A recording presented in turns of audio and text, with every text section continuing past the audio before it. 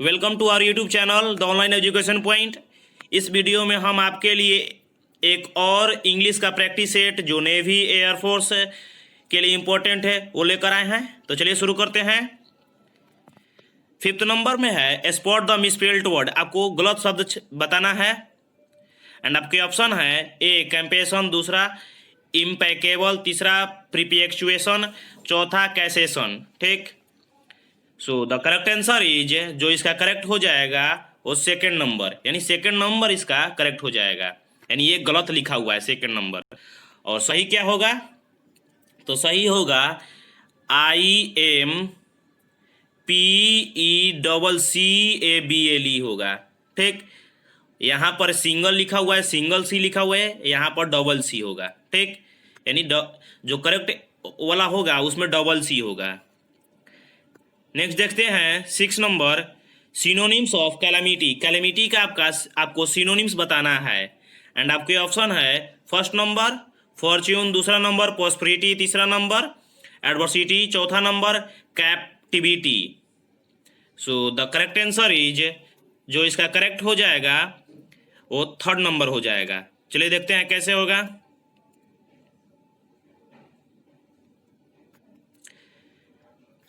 Calamity का अर्थ होता है आपदा। क्या अर्थ होता है? आपदा या विपदी, संकट। ठीक। और एडवर्सिटी का भी अर्थ होता है संकट। ठीक। So the correct answer is 16 का थर्ड नंबर, यानी 6 का थर्ड नंबर करेक्ट हो जाएगा। चलिए तो बाकी सबका भी अर्थ देख लेते हैं, हिंदी अर्थ देख लेते हैं।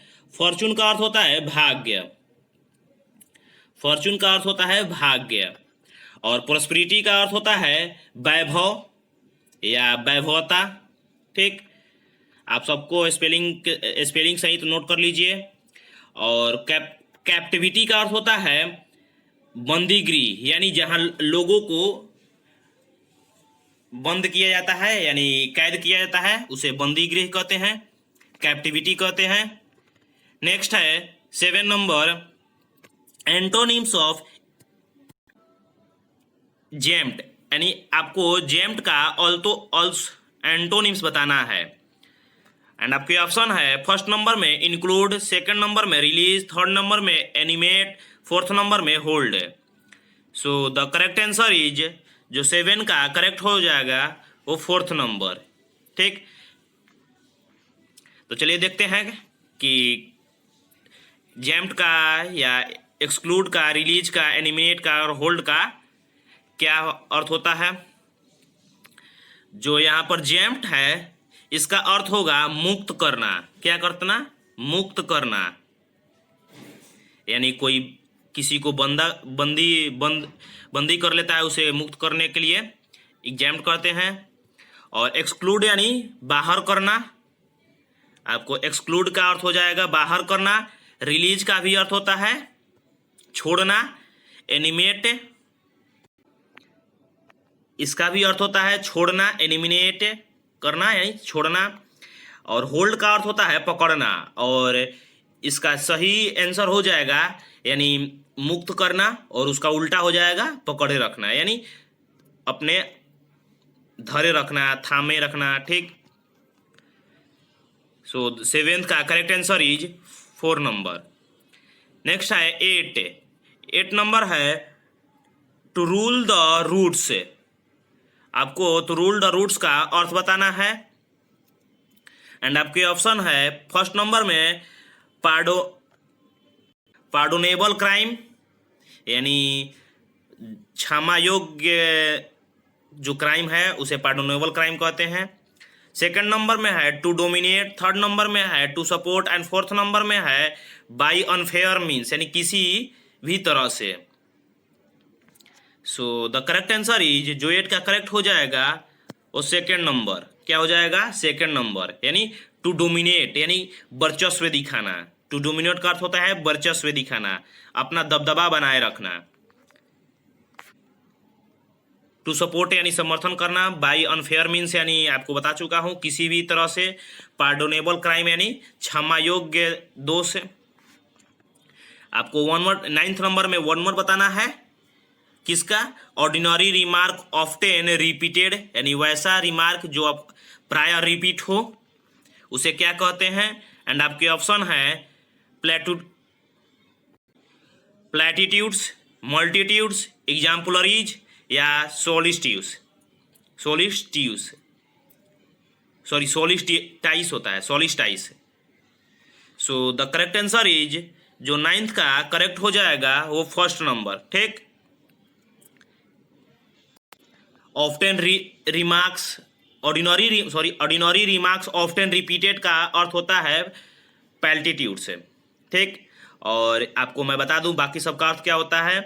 तो मल्टीट्यूड्स का अर्थ होता है, जो मल्टीट्यूड है इसका अर्थ होता है बहुल्य, यानी मैं यहाँ पर लिख दे रहा हूँ, आप इसे नोट कर लीजिए,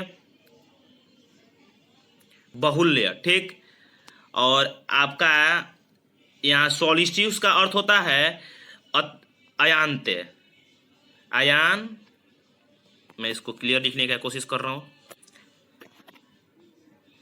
अयांत्य। ठीक, आप इसे भी नोट कर लीजिए। नेक्स्ट है आपको 10 नंबर में एडजेक्टिव ऑफ केस, यानी जो केस है इसका एडजेक्टिव बनाना है।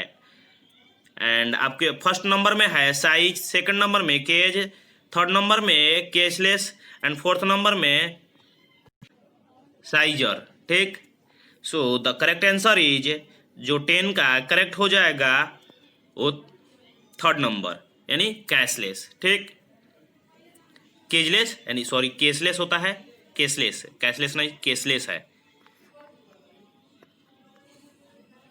नेक्स्ट है 11th नंबर में आपको फेमिनाइन शब्द बताना है, टेरेटर का फेमिनाइन शब्द बताना है।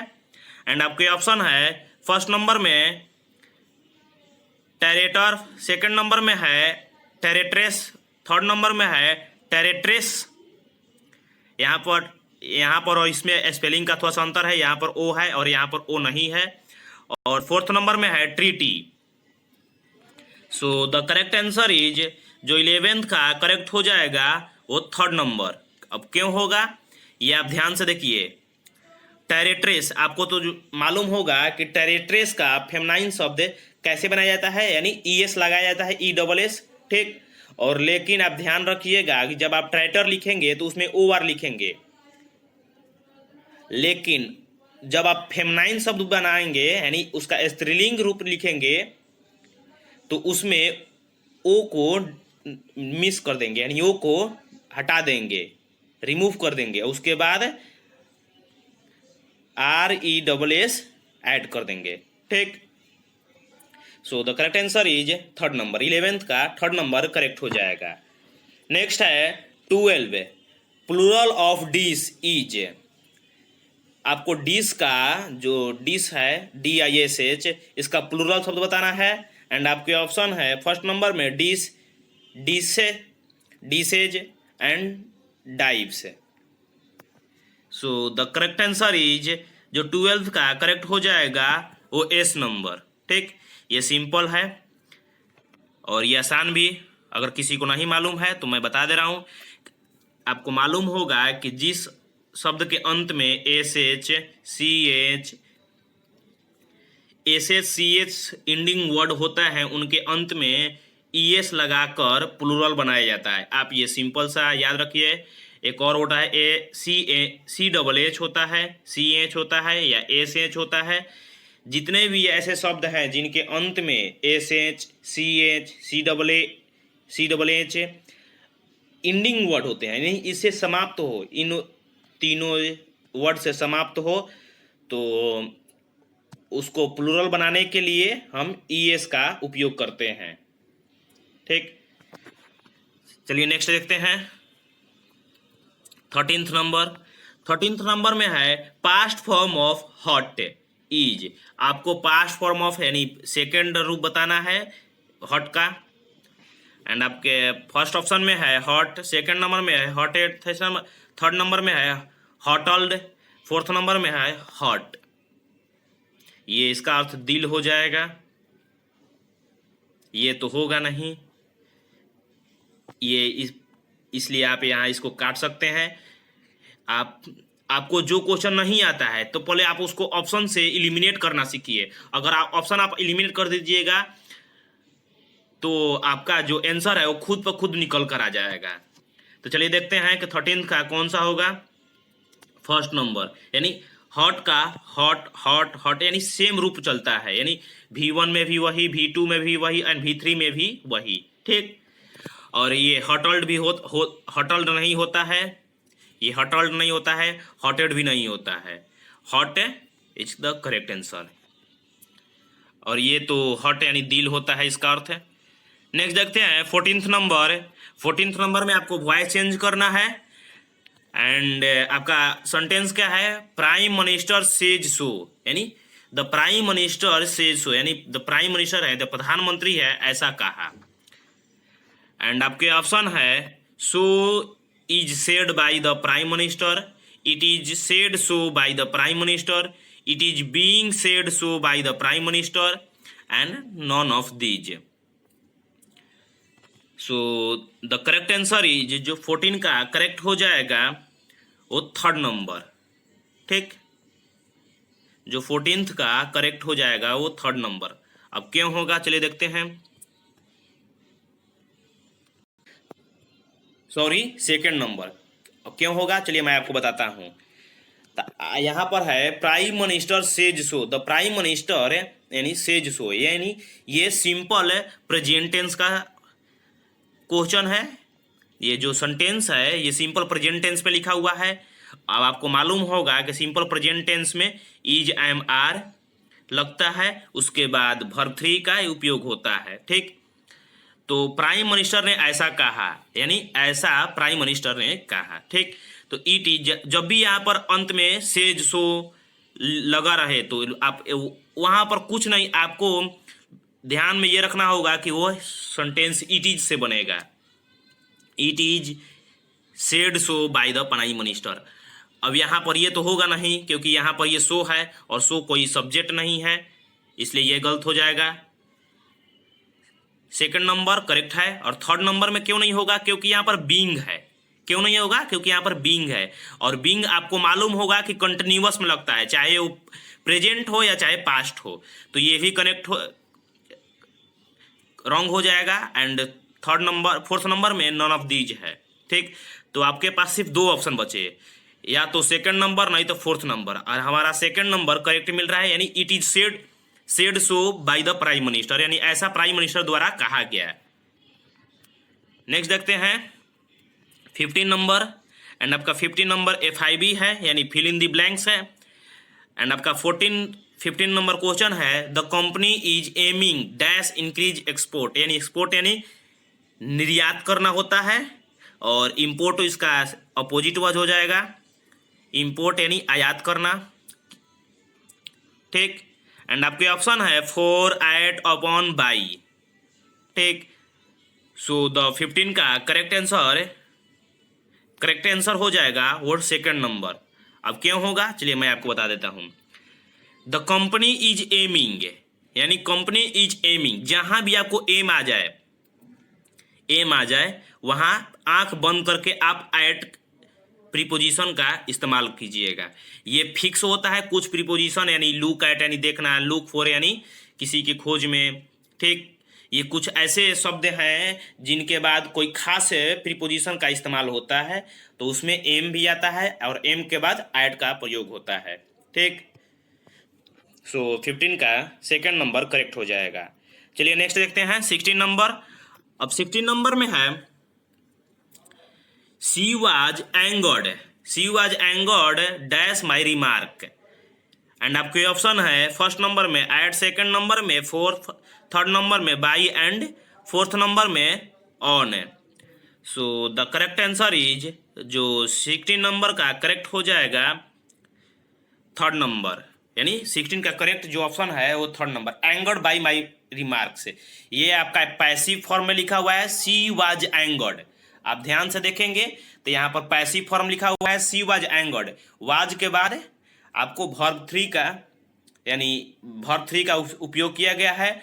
जब वर्ब 3 का उपयोग हो तो वहाँ पर आप बाई का इस्तेमाल करते हैं, हाँ, लेकिन एक आप ध्यान में रखिएगा एक्सेप्शन, कुछ ऐसे शब्द हैं जहां पर बाई का इस्तेमाल नहीं होता है, जैसे टू, एट, ये सब शब्द हैं जिसका इस्तेमाल होता है, लेकिन यहाँ पर एंगर्ड बाई माई रिमार्क्स हो जाएगा, सही सेंटेंस हो जाएगा। नेक्स्ट है 17 नंबर। 17 नंबर में है आई टूक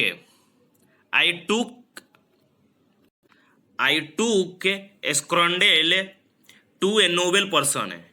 आपको बताना है कि एक खाली जगह पर क्या होगा, और आप इसे नोट कर लीजिए। स्क्रॉन्डेल का अर्थ क्या होता है? बदमाश, दुर्जन, यानी बैड पर्सन, बैड मैन, उसी को स्क्रॉन्डेल कहते हैं।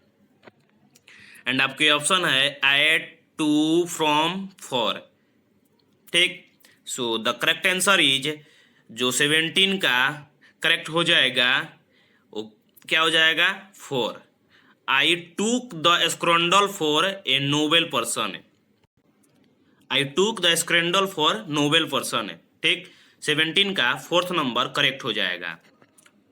नेक्स्ट है 18 है the two are as far apart as the dash. एंड आपको बताना है क्या होगा। फर्स्ट नंबर में रस्टिक्स, सेकंड नंबर में इनेमीज, थर्ड नंबर में सक्सेस एंड 4th नंबर में पोल्स है।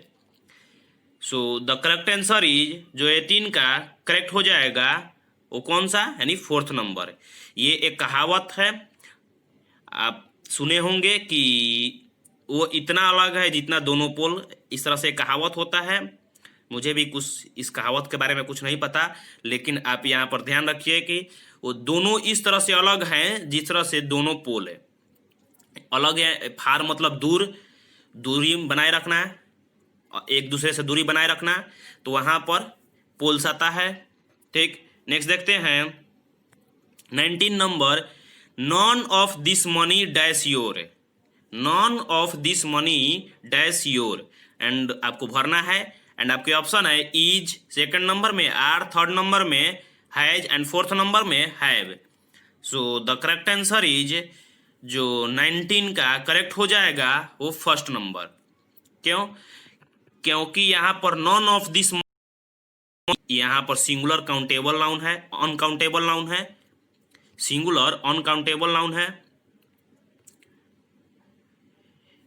इसलिए यहाँ पर इज का प्रयोग करेंगे। ठीक, नेक्स्ट है 20 नंबर। 20 नंबर में है I see you after dash breakfast. And आपको बताना है कि यहाँ पर कौन सा आर्टिकल होगा, डिफिनिट आर्टिकल होगा या इनडिफिनिट आर्टिकल होगा। एंड आपके ऑप्शन है a, and, the and non article, no article, यानी यहाँ पर कोई आर्टिकल नहीं होगा। So the correct answer is, जो 20 का करेक्ट हो जाएगा कौन सा, वो 4th नंबर। यहाँ पर ये आप ध्यान में रखिएगा, ये आपको जो एग्जामिनर होते हैं, जो क्वेश्चन पेपर सेट करते हैं, आपको हमेशा देंगे ऐसा सेंटेंस जहाँ पर कोई ना कोई आर्टिकल नहीं लगता है, कोई नहीं आर्टिकल लगता है। जैसे यही सेंटेंस को देखिए, आई see you after the breakfast. लोग कहते हैं आफ्टर द ब्रेकफास्ट है, आप सुने होंगे, लेकिन ये ग्रामेटिकली एरर है। आफ्टर ब्रेकफास्ट होता है, आफ्टर द ब्रेकफास्ट नहीं होता है, आफ्टर ब्रेकफास्ट होता है। ठीक, आप समझ गए होंगे कि इस तरह से सेंटेंस में जहां कोई आर्टिकल नहीं लगता है, ये भी आप ध्यान में रखिएगा। ये नहीं कि कोई भी सेंटेंस पढ़े और फ्लो में जो वर्ड आया उससे मार कर चले जाएं। आप बहुत से लोग बोलते हैं सी यू आफ्टर द ब्रेकफास्ट है, लेकिन यहाँ पर कोई आर्टिकल का इस्तेमाल नहीं होता है, इसलिए यहाँ पर 20 का 4th नंबर करेक्ट हो जाएगा। सो आज के लिए बस इतना ही। वीडियो कैसी लगी आप लोग वीडियो को लाइक कर लीजिएगा, वीडियो अच्छी लगी तो वीडियो को लाइक कर लीजिएगा और चैनल को सब्सक्राइब कर लीजिएगा। So thank you.